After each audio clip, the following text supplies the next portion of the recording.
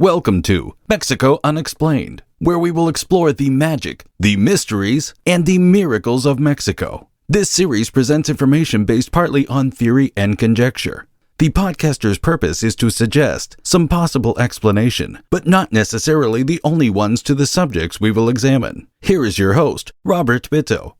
Welcome, and muy bienvenidos to episode number 175 of Mexico Unexplained, where we examine the magic, the mysteries, and the miracles of Mexico. I'm your host, Robert Bitto. It was January soon after the holiday of Tres Reyes, or Three Kings Day, and Mexico was slowly getting back to work. The year was 1954. Armando Zurbarán was driving along the mountainous roads between Mexico City and Acapulco late at night in hopes of arriving at the coast before dawn and meeting up with a business partner the next morning. Today, the trip on the modern-day toll road between the two cities would take less than 2 hours. Back in the 1950s, however, the journey took about 6 hours and was quite perilous. The old road had many dangerous switchback turns that cut dizzyingly through the sparsely populated mountains. At around 2 a.m. on that fateful night back in 1954, Armando felt what he called a hypnotic state of lethargy while driving, and he decided to pull his car to the side of the road. He rubbed his eyes and shook his head to try to chase away this strange, sleepy feeling. When he opened his eyes, Armando was amazed at what he saw in front of him in the middle of the road. It was a large, luminescent, metallic disc, and on either side of the object stood several strange-looking individuals. Armando would later describe them as being tall and wearing one-piece outfits that looked like overalls or some type of work uniform. These suits were cinched by a very large belt in the middle. All of a sudden, Armando felt powerless, and he got out of his car and walked toward the large metallic disc, almost as if in a trance. As he got closer to the craft, he got a better look at the men around it. In addition to their strange clothing, these tall men had long blonde hair, light eyes, and feminine, almost angelic facial features. To those who research the UFO phenomenon, these beings are classified as the Nordics and are one of the more benign alien races. The Nordics often show up in Mexican UFO reports. In fact, what might be the very first close encounter ever recorded in Mexico happened in August of the previous year, 1953, near the Mexican border with Texas. For more information about the 1953 case of the Salvador Villanueva Medina encounter with the Nordic aliens, please see Mexico Unexplained episode number 61. Armando stood beside the large, shiny saucer, and the tall blonde men escorted him inside. He experienced a slight buzzing sound as he entered the craft. When aboard, the humble Mexican man had many questions. He turned to the person who seemed like he was in charge, perhaps the ship's captain. Armando plainly asked this question: "Why have I been chosen for this honor?" The response of the captain astonished him. The blond man looked him squarely in the face and answered in flawless Spanish. He said, quote, "You are neither the first nor the last Earthman to be chosen for testing. Our task, slow though it may seem, is designed to persuade. We choose the likeliest, most malleable persons for contact so that they might better transmit our messages." End quote. This captain gave no further details, no indications as to what those messages were or what timetables they were working with. When he said that their task was slow, he didn't clarify if he meant their operations were being carried out across decades or centuries. Armando had more questions, but they were tempered by what he was seeing in front of him on a screen on one of the walls of this ship. The alien visitors were showing Armando scenes from his very own life, small incidents and distant memories. The fact that these beings managed to present these images to him indicated to Armando that they had been watching him throughout his life. The demonstrations over, the tall blonde men gave the Mexican a tour of their ship, complete with question and answer sessions. Armando's first question was whether or not the ship was still on the ground. One of the beings answered in a soft voice that not only were they not on the ground, they were flying through space at a high velocity and were already very far from Earth. Armando asked why he didn't feel anything, why there was no movement he could sense, and one of his fair-haired hosts explained to him that the ship used a highly advanced gravity repulsion system. The ship also scanned space in front of it as it flew and automatically destroyed any debris in its path that might cause a hull breach or some other in-flight accident. Armando walked over to a small circular window and asked if he could see Earth. All he saw out of the portal was a gray-like mist. Armando asked if they were able to see their homeworld from their vantage point. They told him they couldn't.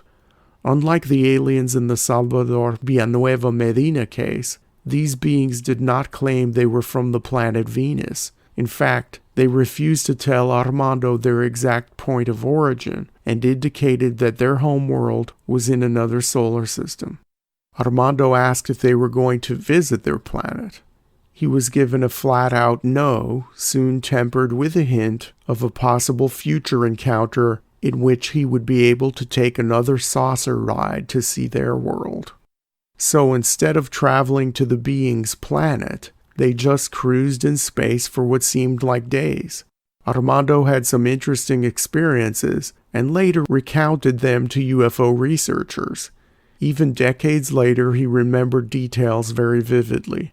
Here is his description of one of the spacecraft's bathroom showers in Armando's own words. Quote, "I shall never be able to forget it. That bathroom was a new and unimaginable experience for me. Standing upright facing an angle of the wall filled with tiny holes, I was covered in warm air, and as it grew stronger it became transformed into damp air, impregnating my skin like a warm, wet breeze.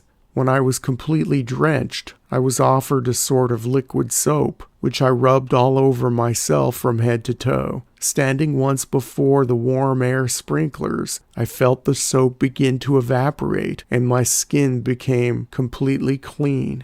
The air then ceased to be damp, turning dry and warm instead of becoming colder, until agreeably cool." End quote. Armando ate with the crew and slept in their quarters.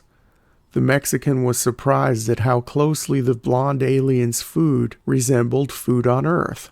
They started the day with breakfast, which consisted of two liquids. One was a fruit juice made of tropical fruits that Armando was familiar with, like mangoes. The other drink served in the ship's mess hall was a type of milk, but it didn't come from a cow. It was made of plants that grew on the surface of the planet and in the oceans. The captain told Armando that this milk drink was the principal source of nourishment for his people and was served at most meals. In other meals, Armando ate grilled meats, various vegetables, cheeses, and even butter. When he asked how the crew of the ship received their provisions, Armando was told that it arrived on board, quote, "via telepathy," end quote. This confused him, but some researchers have interpreted this to mean that the crew manifested it or imagined it all into being, using some sort of mental faculty or technology that earthbound humans do not possess. Over the course of the few days on the spaceship, the captain shared many things with Armando regarding the aliens' society, religion, and history. People on their world lived to be about 250 years old. The elderly and children were held in high esteem. Cooperation had replaced competition long ago, and each occupation was treated equally. The society's structure was based on their religion. At the heart of their religion was a creator who had ruled over them for 3,000 years called the Master. The other name for this Master was the beloved number 9. Keen alternative researchers have tied in this reference to the beloved number 9 with the alleged secret American Cold War experiment from 1952 called Project Penguin. Project Penguin, headed by paranormal researcher and parapsychologist Andrija Puharic, sought to investigate paranormal phenomena for possible U.S. military application. During the project's course of research, it supposedly made contact with a supreme entity which called itself the Nine. This entity claimed that it was an eternal presence that had always watched over mankind. It's strange that such a similar reference appears in Armando's UFO account 2 years after Project Penguin's experiments and the U.S. military's first supposed contact with non-physical beings. The tall blonde men returned Armando to his car. It was dark outside, and since he had been away for days, he didn't know the time nor the day. He continued along the road headed for Acapulco, wondering what his business partner would say about such a massive delay. How would Armando explain his severe tardiness? When Armando arrived at his destination, he was surprised that he was a few hours earlier, not days later than expected. In fact, the drive that would have taken him several hours only took around 90 minutes.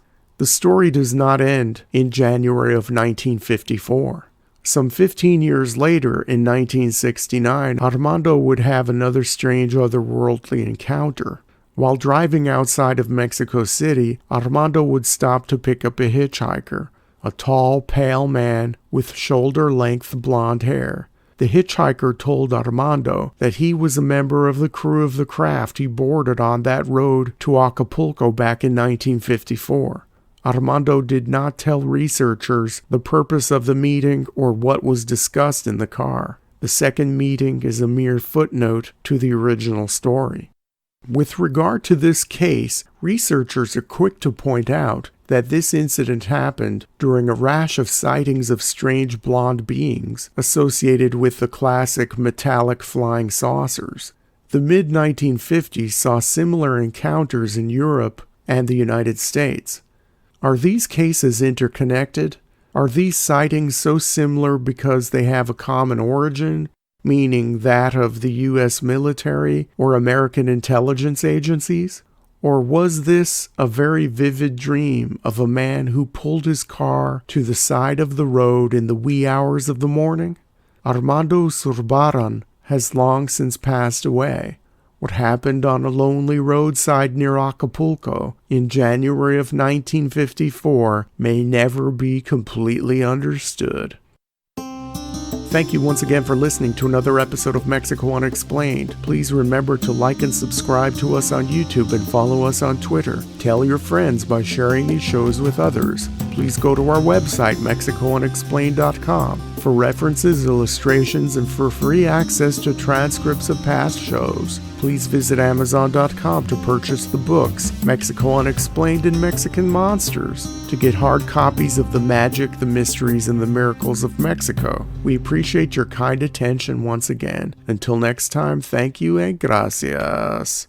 Thank you for listening to another episode of Mexico Unexplained with host Robert Bitto. For show summary, relevant links and commentary, please check out our website at mexicounexplained.com. Like us on Facebook and be a part of the conversation. Adios and hasta la vista.